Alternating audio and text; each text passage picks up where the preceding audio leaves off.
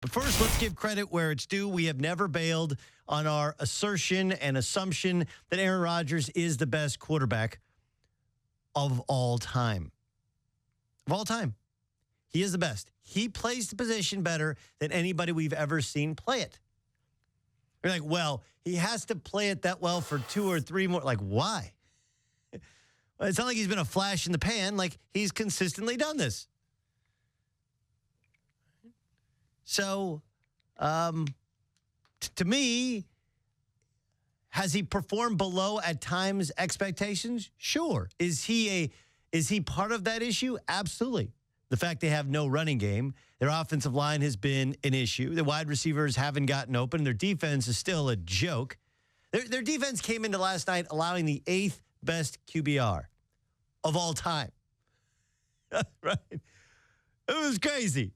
But Aaron Rodgers is the problem. Got some time last night. Did you guys see him run a little zone read last night? Little zone read, little option game as well. It's pretty awesome.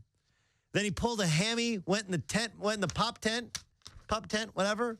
Got himself fixed up and came back and dropped some more dimes. As predicted here on the Doug Gottlieb Show, the Green Bay Packers won. And they won because, Clue, why'd you say they were going to win? Because of Aaron Rodgers? D-Cell, why'd you say they're going to win? Because of the quarterback play. Yeah, that's right. And the same reason we're not like, did the defense get enough stops? Like, yeah, Carson Wentz did look like a rookie, although early on, he looked like Johnny Unitas. But man, some of those throws from Aaron Rodgers last night. His best is just better than everybody else's best. That's it. That's it. And as I quoted Tony Romo, who told me this a long time ago, nobody's winning a Super Bowl without a top 10 defense anyway. So the Green Bay Packers remain in playoff contention, remain an issue. And the Philadelphia Eagles, this is called regressing towards the mean, right? They won their first 3 games. People went crazy. We told you it was against a couple of the worst teams and worst defenses in the league at the time.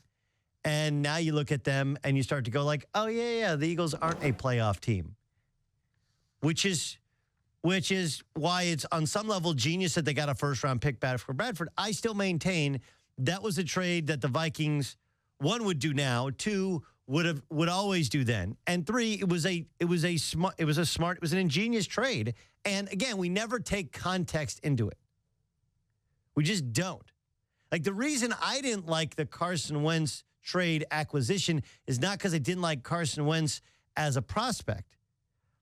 Everything I heard about Carson Wentz was like, dude, he's basically Andrew Luck from a lesser school in terms of his athletic and mental acumen, but he hadn't played as much.